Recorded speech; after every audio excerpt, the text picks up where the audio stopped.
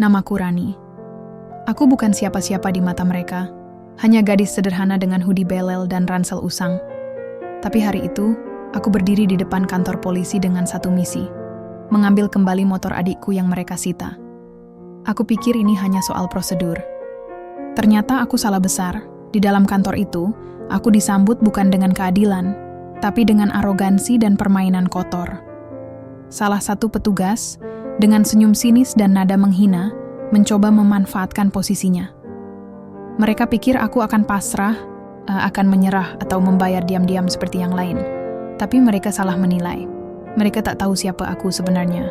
Dan mereka tak tahu aku sudah merekam semuanya.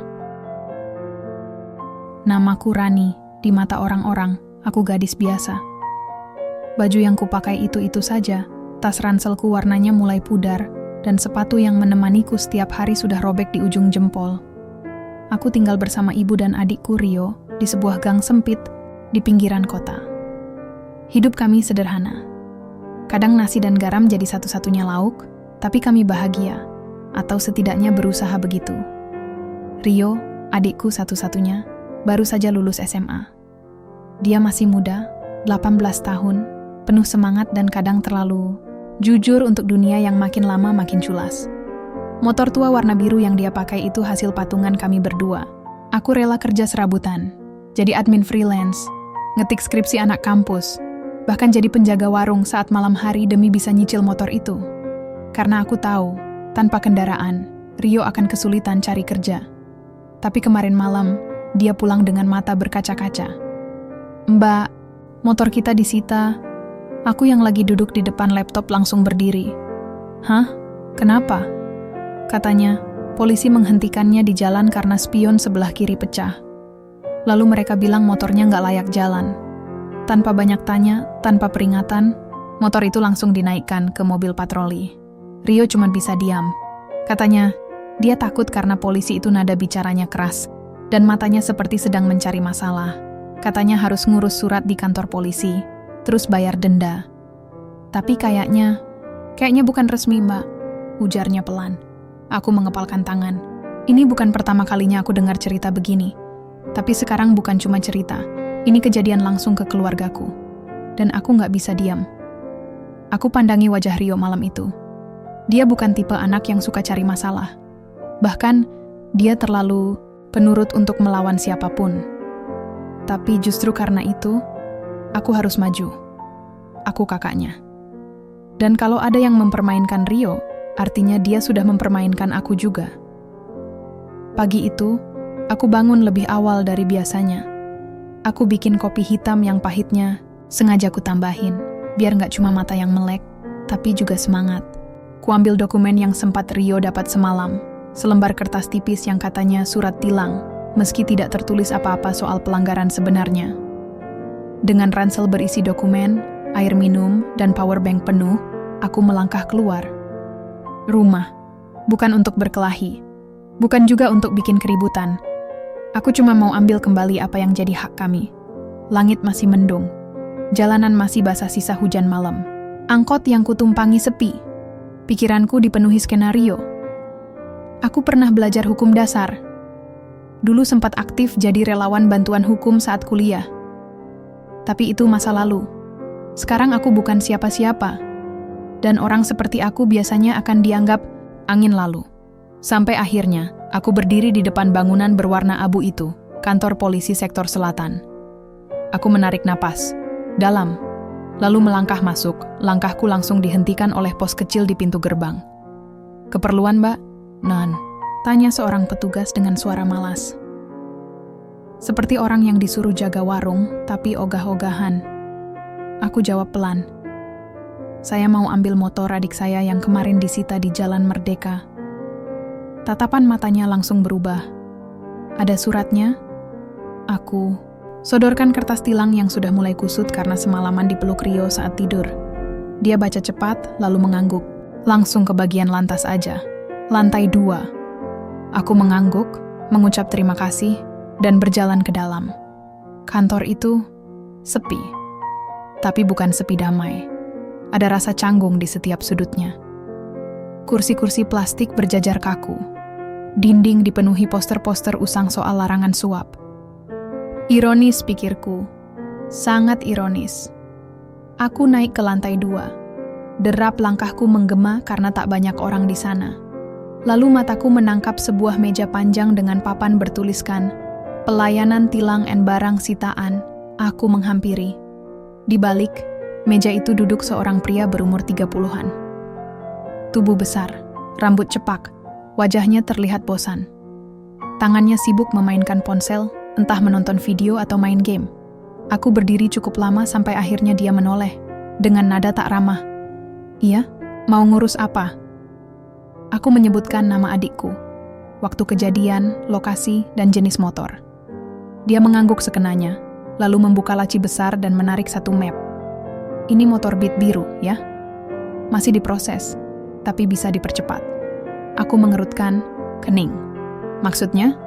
Dia tersenyum tipis, senyum yang tidak ku kehendaki. "Ya, kalau mau cepet biasanya kita bantu. Cuman ya gitu, ada biaya pengurusannya."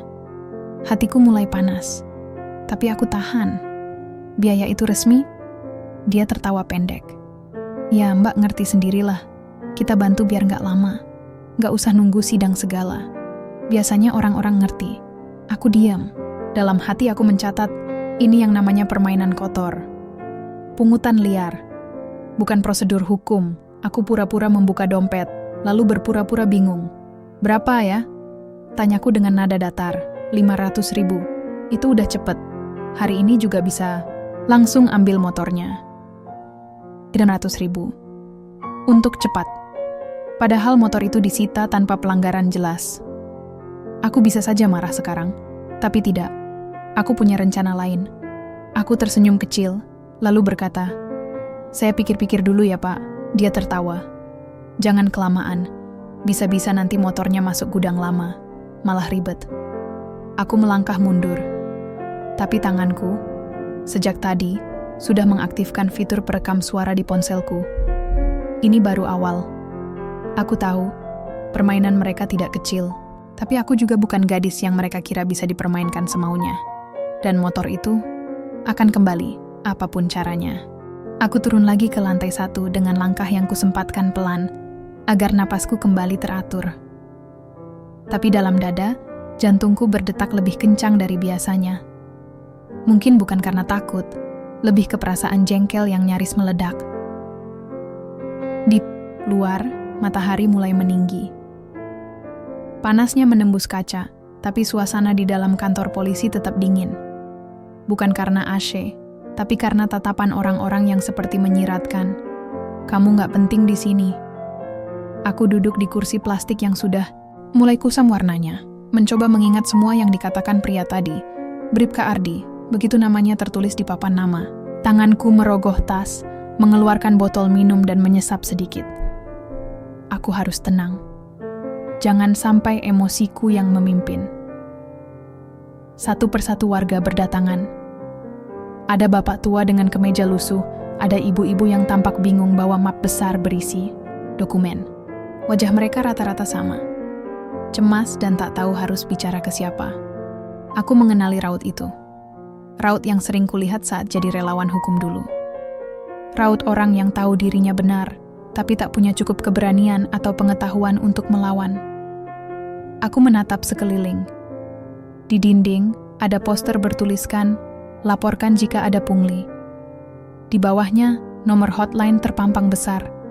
Tapi aku tahu, nomor itu lebih sering mati daripada aktif. Apalagi kalau yang terlibat satu kantor. Aku iseng mengangkat ponselku. Buka catatan suara, pastikan rekaman barusan aman. Ada. Suara Bribka Ardi terdengar jelas. Nada suaranya, candaan biaya, pengurusan, sampai angka 500.000 yang dia sebut. Semua terekam rapi. Tiba-tiba seorang petugas menghampiriku. Bukan Bribka Ardi. Yang ini lebih muda, mungkin baru lulus dari pendidikan. Rambutnya masih klimis, wajahnya polos. "Mbak, masih ada yang bisa dibantu?" Tanyanya sopan. Akhirnya pikirku. Seseorang yang bersikap manusiawi. Aku angkat kepala dan tersenyum kecil. "Saya mau nunggu sebentar. Ada beberapa hal yang perlu saya pikirkan soal motor adik saya. Dia mengangguk. Kalau mau proses resmi memang agak lama. Tapi ya gitu. Kadang orang pengennya cepet, makanya biasanya ya. Aku tahu kemana arah kalimatnya. Tapi dia berhenti di situ.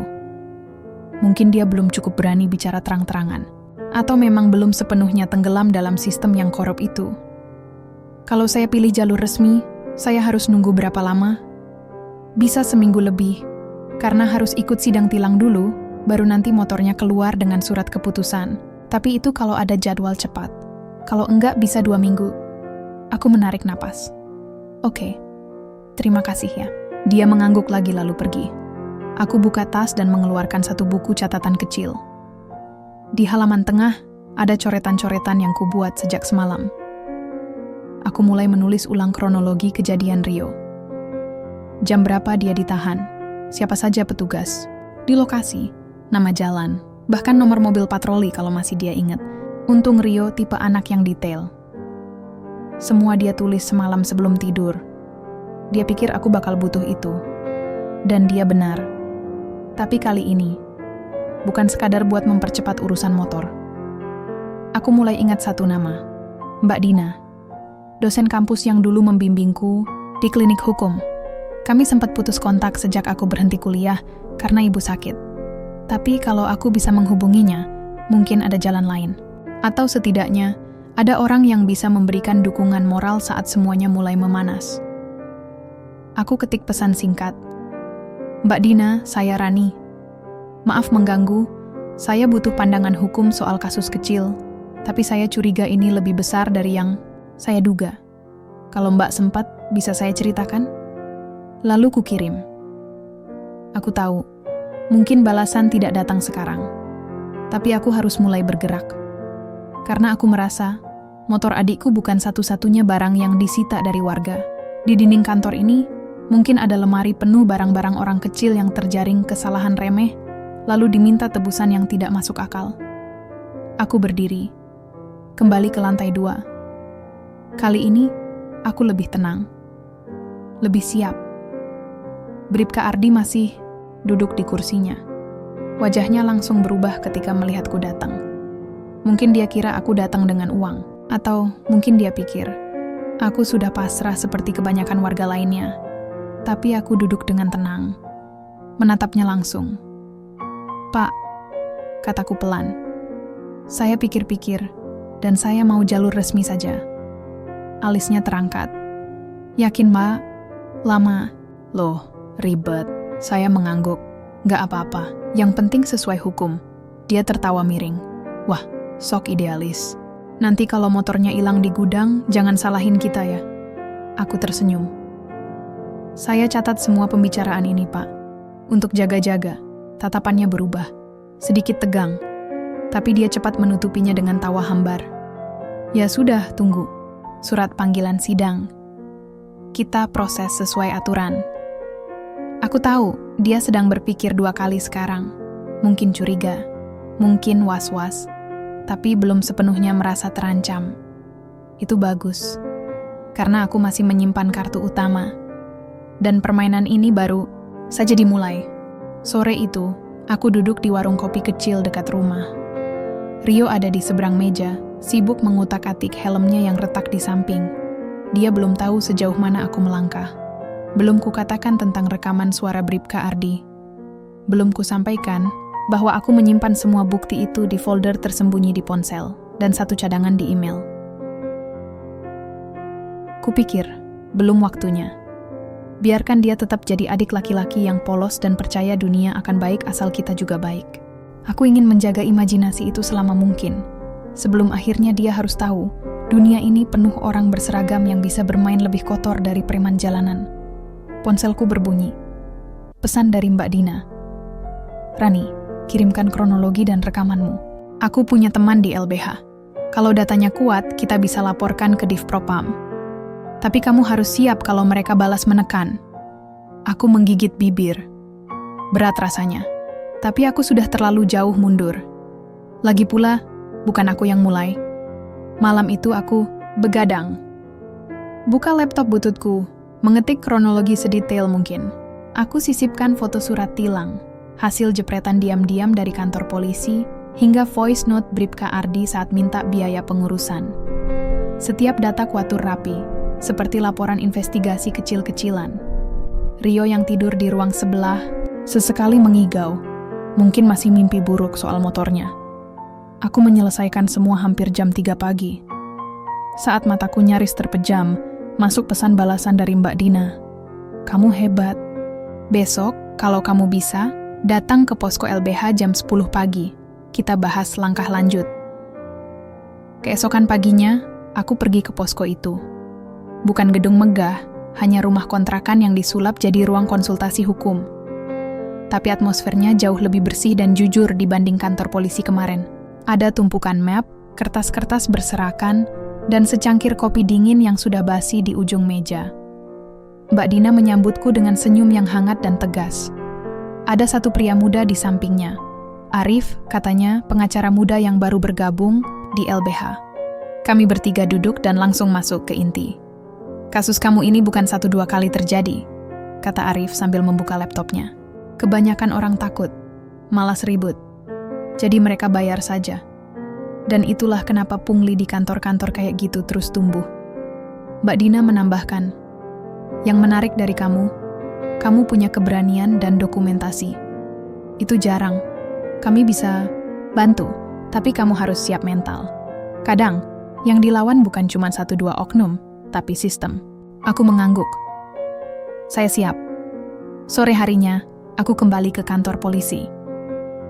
Tapi kali ini, aku datang bukan sebagai mbak-mbak pencari motor yang lugu.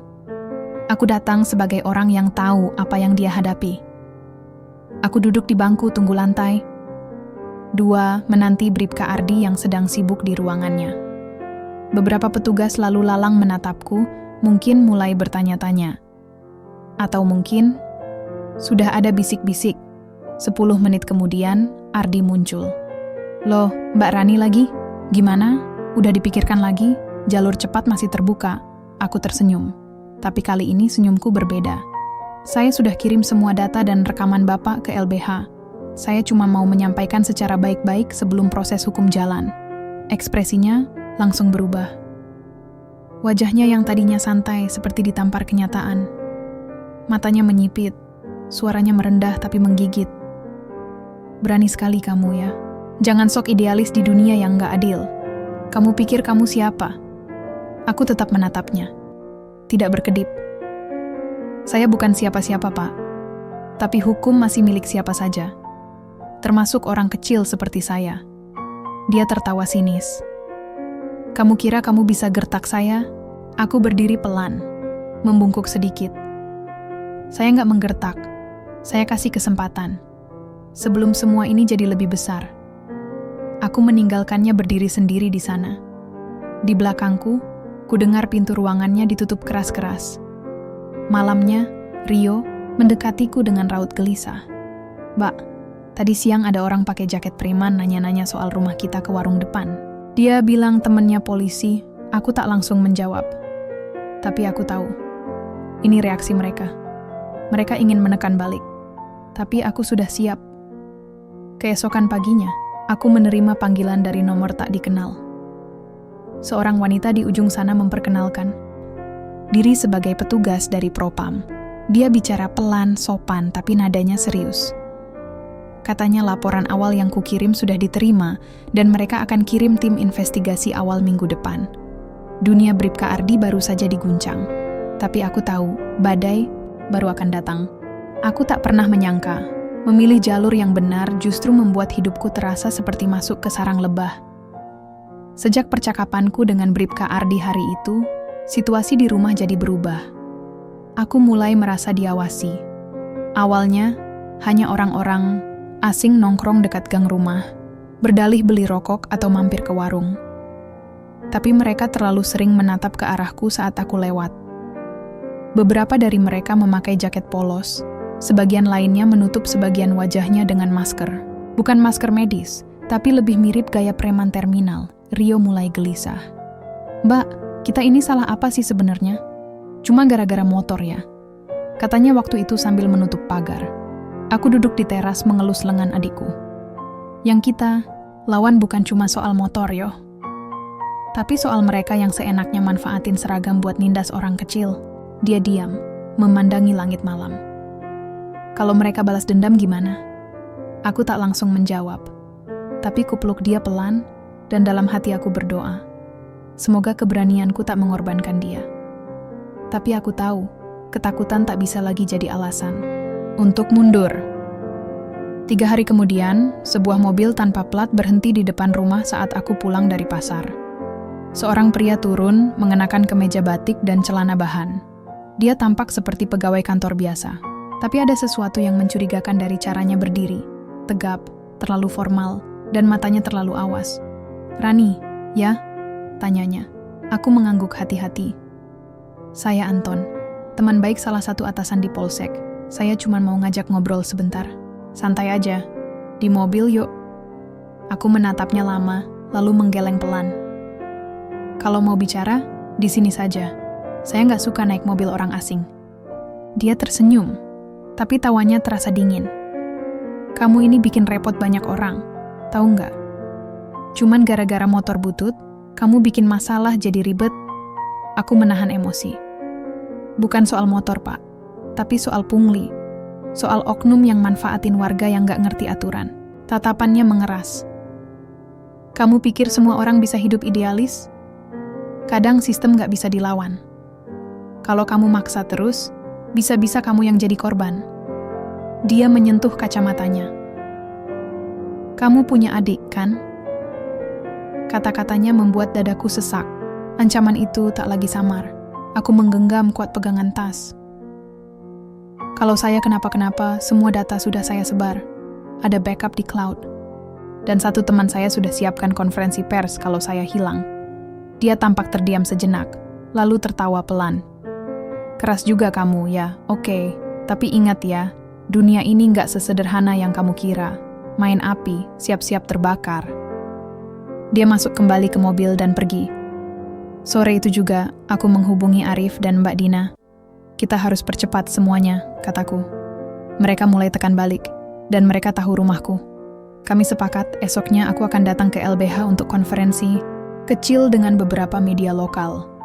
Rencananya kami akan membuka sebagian kasus ini, tanpa menyebut nama petugas langsung, tapi cukup memberi tekanan ke instansi. Namun malam harinya rumah kami dilempari batu. Kaca depan pecah, Rio menjerit dari dalam kamar, sementara aku berlari keluar dengan sapu di tangan, tapi mobil pelaku sudah melaju kencang ke ujung gang. Tetangga keluar. Beberapa membantu membersihkan serpihan kaca, tapi sebagian hanya menatap dengan raut kasihan. "Pak Darto," tetangga tua di depan rumah berkata pelan. "Rani, kamu itu anak baik. Tapi jangan main-main sama orang berseragam. Mereka licik." Aku hanya menunduk. Air mataku hampir jatuh, tapi kutahan. Pagi berikutnya, aku bangun lebih awal. Mengunci rumah rapat-rapat, lalu berangkat ke LBH. Tapi baru saja, aku naik ojek, ponselku berdering. Nomor tak dikenal. "Rani, tolong berhenti. Ini permintaan terakhir." Klik, tanpa nama, tanpa ucapan salam. Tapi cukup membuat jantungku berdetak tak karuan sepanjang perjalanan. Saat sampai di posko, wajah Arif langsung berubah melihatku. "Kamu oke?" Aku mengangguk.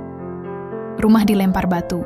Mereka kirim orang buat intimidasi, bahkan nelepon dengan ancaman halus.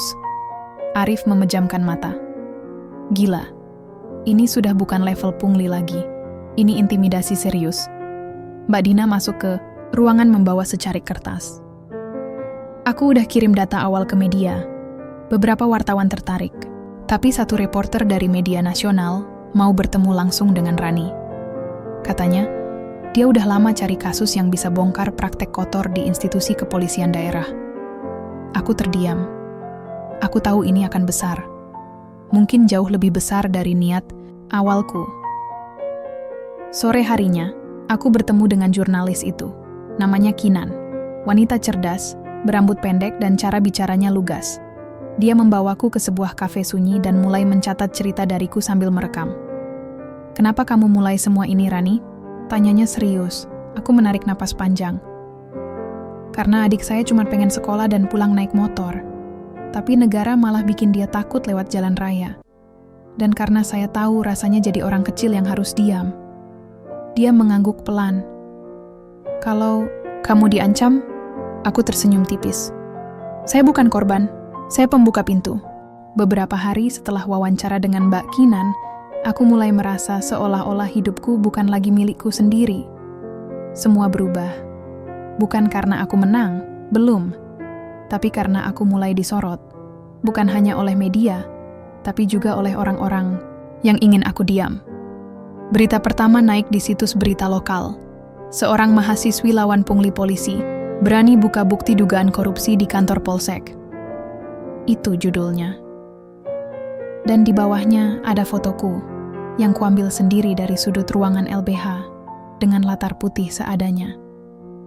Aku terlihat tegas, meski dalam hati aku tak berhenti gemetar sejak malam sebelumnya. Komentar-komentar bermunculan. Ada yang mendukung, ada pula yang nyinyir. Tapi satu yang pasti, aku sudah melangkah terlalu jauh untuk mundur sekarang. Namun aku tak siap ketika hari itu tiba. Siang hari, aku baru saja selesai membeli lauk di warteg dekat kosan saat seorang tetangga mendekat dengan wajah penuh kekhawatiran.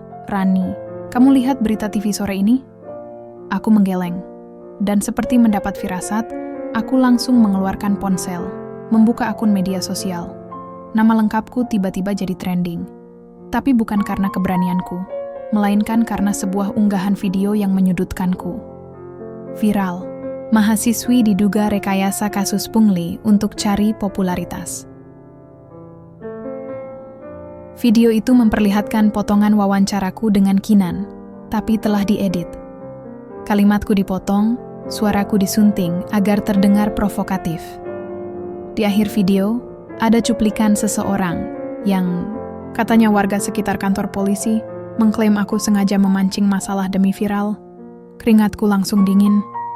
Lututku lemas. Mereka benar-benar serius. Aku segera menelepon Arif. Suaranya terdengar marah bercampur resah. Kami juga baru lihat videonya. Itu kerjaan mereka. Mereka mau balikkan semua ke kamu. Kita harus segera buat klarifikasi resmi. Tapi yang lebih penting, kamu aman gak sekarang? Aku melihat sekitar. Sejauh ini aman, tapi aku takut pulang. Datang ke posko sekarang. Jangan sendirian. Beberapa jam kemudian, aku duduk bersama Arif, Mbak Dina, dan 2 orang dari tim media LBH. Mereka sedang menyusun pernyataan resmi. Tapi aku lebih sibuk berpikir tentang Rio. Aku belum pulang sejak kemarin. Aku takut kalau tekanan ini menyebar ke dia. Aku menghubunginya. Suaranya terdengar khawatir, tapi masih tegar. "Mbak, aku nggak apa-apa. Tapi tadi ada orang datang ke rumah, ngaku dari dinas sosial, tanya-tanya soal keluarga kita. Alamat. Orang tua." Aku jawab sekenanya. Aku mengertakkan gigi. Mereka benar-benar mulai menyasar kehidupan pribadi. Bahkan menggunakan instansi lain untuk merusak citraku.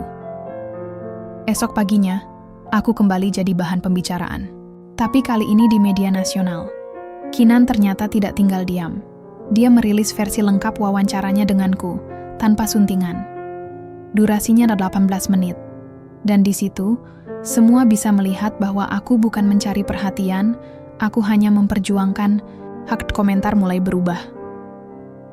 Dukungan datang dari mahasiswa hukum, jurnalis muda, bahkan ada satu dosen dari Universitas Hukum Negeri yang ikut membagikan video klarifikasi itu. Namun itu tak membuatku lega sepenuhnya, karena siangnya, aku mendapat surat panggilan resmi dari kepolisian. Bukan untuk penyelidikan pungli, tapi atas tuduhan pencemaran nama baik terhadap institusi. Aku datang ke kantor polisi dengan kepala tegak, ditemani Arif. Petugas yang menyambut, kami berbeda dari Bribka Ardi, tapi tatapannya sama dinginnya. Kali ini mereka mencoba menggiringku sebagai tersangka. Saudari Rani, Anda dilaporkan atas dugaan pelanggaran UU ITE terkait penyebaran informasi palsu yang merugikan nama baik institusi. Aku hanya diam. Sementara Arif bicara. Kalau begitu, tolong tampilkan bukti yang dimaksud. Kami punya rekaman lengkap, dokumen, dan laporan dari LBH. Kami juga siap menghadirkan saksi. Wajah petugas itu tampak kaku. Mereka tak menyangka kami datang tidak dengan ketakutan, tapi dengan data. Setelah proses itu, kami keluar tanpa diborgol, tanpa ditahan. Tapi aku tahu, permainan ini belum selesai. Hari-hari berikutnya adalah rentetan tekanan. Media sosialku dibanjiri DM yang memaki, memfitnah, bahkan mengancam. Tapi tak sedikit pula yang mengirim dukungan. Mahasiswa dari kampusku mulai mengajak diskusi. Beberapa komunitas hukum mengajakku jadi pembicara. Tapi aku menolak dulu. Aku belum butuh panggung. Aku hanya ingin keadilan ditegakkan. Tapi puncaknya adalah malam Jumat itu. Seseorang menggedor pintu kosku keras sekali. Brak, brak, aku lompat dari kasur. Rio yang sedang menginap bersamaku juga terbangun. Aku cek pintu melalui lubang intip. Gelap. Tak terlihat wajah siapapun. Aku hanya mendengar suara dari luar, pelan tapi mengancam. Kamu pikir kamu menang? Besok kita lihat ya. Jangan nangis kalau jadi mayat pertama. Jantungku berdegup gila-gilaan. Untuk pertama kalinya, aku tak hanya takut sebagai pejuang kebenaran, tapi takut sebagai seorang kakak. Aku tak bisa kehilangan Rio. Pagi itu, aku berdiri di depan cermin kecil di ruang posko. Wajahku tampak lelah. Kantung mata sudah seperti bekas pukulan. Tapi ada sesuatu dalam sorot mataku yang tak pernah aku lihat sebelumnya. Bukan keputusasaan, bukan marah, tapi keyakinan. Hari, ini bukan hari biasa. Hari ini aku akan buka semuanya. 3 hari sebelumnya, aku mengatur pertemuan dengan beberapa media. Mbak Kinan membantu hubungi jaringan jurnalis yang dikenal vokal soal hak sipil. LBH juga menyiapkan dokumen kronologis lengkap. Bukti rekaman, tangkapan layar pesan, laporan warga lain yang pernah alami pungli serupa, dan, yang paling mengejutkan, sebuah file audio berdurasi 3 menit yang direkam oleh salah satu anggota internal kepolisian yang tak ingin disebutkan namanya. Di rekaman itu, suara Bribka Ardi terdengar jelas tengah berdiskusi dengan seseorang soal uang tahanan motor, tentang jatah yang mesti disetor, dan siapa yang belum setor penuh bulan ini. Bukti itu bukan cuma kuat, itu seperti palu godam yang siap menghancurkan dinding kebohongan. Jam 10 pagi, aku duduk di meja panjang di aula kecil LBH, diapit Arif dan Mbak Dina. Beberapa wartawan hadir, sebagian dengan kamera, sebagian membawa catatan. Tidak ramai seperti konferensi besar, tapi cukup untuk jadi ledakan di dunia maya. Suaraku gemetar saat pertama kali bicara, tapi kupaksa tetap tegas. Nama saya Rani Kusuma. Saya bukan siapa-siapa. Saya bukan seleb, bukan politisi. Saya hanya seorang kakak dari siswa SMA yang motornya disita secara tidak adil. Dan ketika saya mencoba ambil motor itu kembali, saya diintimidasi, diancam, difitnah. Tapi saya tidak mundur, karena yang saya lawan bukan hanya pungli, tapi sistem yang menindas orang kecil karena tahu mereka tidak tahu hukum. Lalu Arif menyambung, memperlihatkan bukti-bukti. Kami tidak menyebut semua nama langsung, tapi cukup banyak data yang mengarah kuat ke oknum tertentu. Rekaman audio diputar. Semua wartawan terdiam. Bahkan ada yang mengepalkan tangan. Mbak Dina memberikan penutup yang kuat. Ini bukan soal satu orang. Ini soal ribuan kasus serupa yang selama ini terkubur karena takut.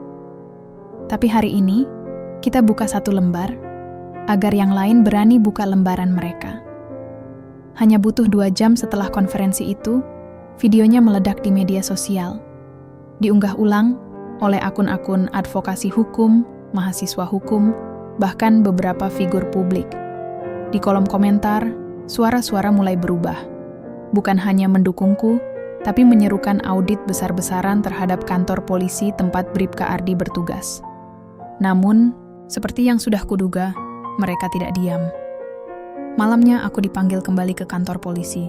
Tapi kali ini berbeda. Bribka Ardi tidak lagi berdiri dengan senyum sinisnya. Dia duduk di ruangan pemeriksaan, tak lagi menantang. Sorot matanya gelap, dan suara langkah kakinya tak setegas dulu. Aku masuk ke ruang itu ditemani Arif. Di depanku ada perwira menengah, entah siapa namanya, mengenakan seragam rapi dan menyambutku dengan senyum yang lebih sopan, walau jelas dipaksakan. Kami minta klarifikasi terkait rekaman yang Anda bawa, ujarnya. Aku mengangguk. Kami bersedia, asal prosesnya transparan dan didampingi pihak netral. Saya tidak akan duduk di sini sebagai pesakitan. Saya datang sebagai pelapor. Dia menunduk, tak banyak bicara. Beberapa hari berikutnya, badai mulai menampar ke segala arah. Komisi kepolisian turun tangan. Beberapa wartawan melakukan investigasi lanjutan. Nama Bribka Ardi mulai disebut di forum-forum diskusi publik. Beberapa warga yang selama ini takut mulai berani bersuara, mengirim pesan padaku lewat akun media sosial, bahkan lewat email. Mereka semua punya cerita yang sama. Ditarik biaya yang tak jelas, diancam, bahkan ada yang dipaksa menyerahkan STNK tanpa surat resmi. Saat aku membaca satu demi satu kisah itu, aku sadar, ini bukan soal motorku lagi. Ini bukan sekadar soal aku dan Rio. Ini soal banyak rani-rani lain di luar sana yang selama ini diam. Dan Rio, ia kini bukan bocah SMA yang hanya bisa menangis karena motornya ditahan. Dia berdiri di sampingku saat wawancara dengan salah satu media mahasiswa. Suaranya lebih lantang dari sebelumnya. Saya bangga punya kakak seperti Mbak Rani. Kalau bukan dia, mungkin saya udah menyerah. Tapi sekarang, saya malah pengen ikut kuliah hukum. Biar bisa bantu orang juga. Aku tak bisa menahan air mata ketika dia berkata begitu. Aku peluk dia, dan dalam hati aku berkata, kalau ini harga yang harus kubayar, biarlah. Asal generasi setelah kita tak lagi dipaksa diam karena seragam. Aku pikir setelah semua bukti dipublikasikan, semuanya akan berjalan lurus. Bahwa sistem akan menelan kesalahan mereka sendiri, dan aku bisa kembali ke hidup normal. Tapi aku keliru.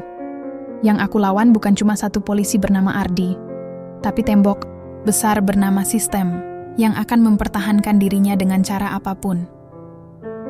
Seminggu setelah konferensi pers, berita tentang penyelidikan internal mulai muncul. Bribka Ardi dinonaktifkan sementara. Media menyebutkan dugaan pelanggaran etik. Padahal kita semua tahu itu lebih dari sekadar etik. Itu korupsi terang-terangan, tapi anehnya, makin hari, pemberitaan tentangku mulai berubah nada. Dari mahasiswi pemberani menjadi pengganggu kestabilan institusi, beberapa akun anonim mulai menyebar info pribadi tentangku. Foto KTP-ku muncul entah dari mana. Akun Facebook lamaku dibajak, lalu diisi status statement yang memalukan. Seakan aku sedang di-framing jadi sosok yang tidak stabil. Dan kemudian, surat itu datang. Panggilan pemeriksaan atas dugaan pencemaran nama baik dan penyebaran data rekayasa. Tanganku bergetar saat membacanya. Bukan karena takut masuk penjara, tapi karena sadar aku sedang dijadikan tumbal atas kebenaran yang kubawa. Arif memintaku untuk tetap tenang. Kita tahu ini manuver. Mereka ingin alihkan isu. Lempar kamu ke posisi tersangka biar publik ragu. Mbak, Dina mengangguk. Tapi kita juga tahu, kamu bukan sendirian. Dukungan makin besar. Mereka nggak bisa bunuh satu suara tanpa membangunkan 1000. Hari itu, kami memutuskan untuk lakukan langkah terakhir. Menyerahkan bukti tambahan ke Ombudsman dan Komnas HAM. Termasuk satu dokumen penting, salinan laporan penyitaan kendaraan tanpa surat resmi yang dilakukan Ardi dan 2 rekannya selama 5 bulan terakhir. Dokumen itu dikirim oleh orang dalam, tanpa nama, hanya lewat flash disk yang ditaruh di bawah pintu kantor LBH. Jumlahnya mengagetkan, lebih dari 40 kendaraan. Ketika berita soal laporan ke Komnas HAM keluar, tekanan langsung naik 2 kali lipat. Telepon rumah orang tuaku mulai diganggu. Rio nyaris ditabrak motor misterius saat pulang sekolah. Aku mulai menerima amplop kosong dengan potongan gambar ngeri di dalamnya. Tapi anehnya, aku justru makin mantap.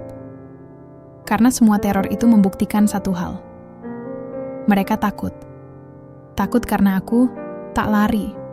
Takut karena aku tak bisa dibeli. Takut karena aku tahu lebih dari yang mereka sangka. Hari pemanggilan itu akhirnya datang. Aku melangkah ke gedung kepolisian, bukan dengan kepala tertunduk, tapi berdiri tegak.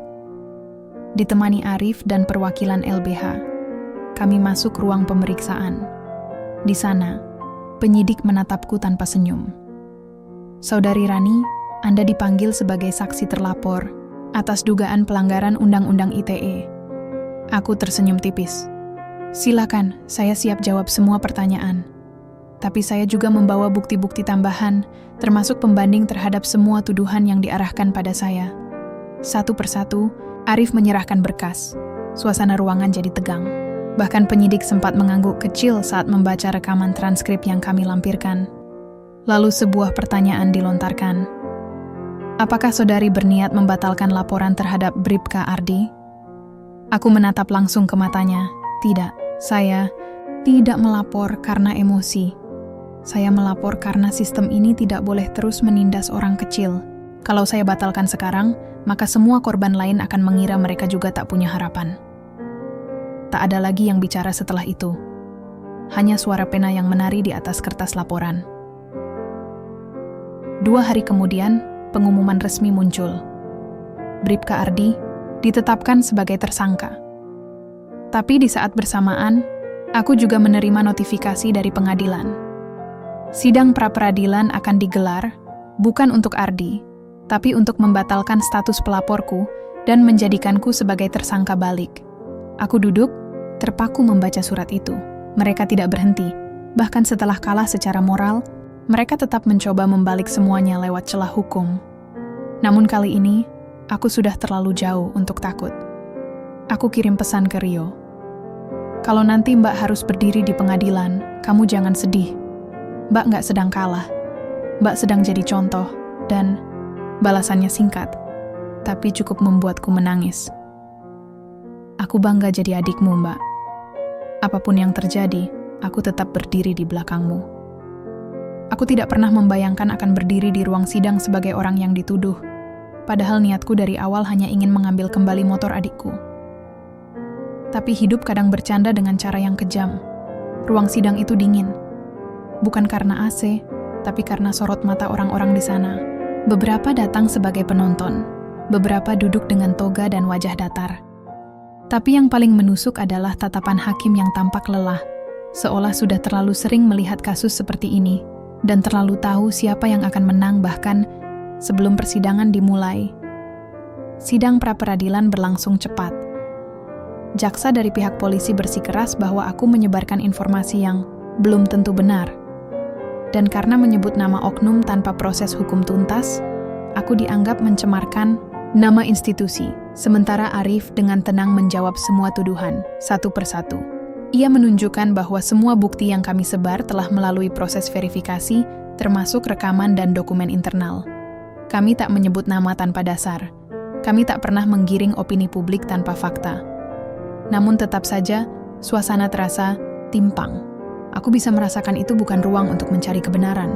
Itu ruang untuk menjaga citra, menambal muka yang mulai koyak. 3 hari setelah sidang, keputusan keluar. Permohonan dari pihak pelapor ditolak. Status pelapor tetap tidak naik jadi tersangka. Namun, gugatan balik terhadap kepolisian tidak dikabulkan karena dianggap kurang alat bukti secara formal prosedural. Aku membaca berita itu sambil menatap kosong ke layar ponsel. Aku menang, tapi tidak benar-benar dimenangkan.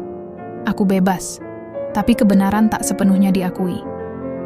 Ardi mungkin akan ditindak, tapi institusinya masih bersembunyi di balik prosedur. Namun, justru dari luar ruang hukum, aku menemukan hal yang jauh lebih berharga. Dukungan yang tak bisa dihentikan oleh pasal. Setelah semua ini, pesan demi pesan masuk ke DM-ku.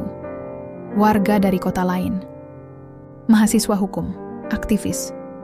Bahkan seorang ibu rumah tangga dari desa di Jember menulis, "Saya tidak tahu hukum, Mbak. Tapi setelah lihat video Mbak Rani, saya jadi percaya orang kecil juga bisa melawan." Komentar seperti itu jauh lebih kuat dari stempel pengadilan. Lalu satu kejadian kecil membuatku sadar bahwa perjuangan ini bukan sia-sia. Hari itu aku sedang di teras rumah, menikmati teh dan suara angin sore. Rio pulang sekolah dengan wajah cerah, beda dari biasanya. Dia menunjukkan secarik kertas ke aku. Surat dari sekolah. Ia diterima sebagai peserta Olimpiade Hukum Nasional Pelajar. Aku sempat terkekeh. Kamu kan baru mau masuk kelas 12. Sejak kapan minat hukum? Dia nyengir. Sejak Mbak Rani ajarin aku soal keadilan, bukan dari buku, tapi dari sikap. Dan untuk pertama kalinya dalam seminggu terakhir, aku menangis lagi. Tapi kali ini bukan karena takut. Bukan karena marah, tapi karena haru. Beberapa bulan setelah kasus ini reda, aku kembali ke kampus. Tapi hidupku sudah tak sama lagi.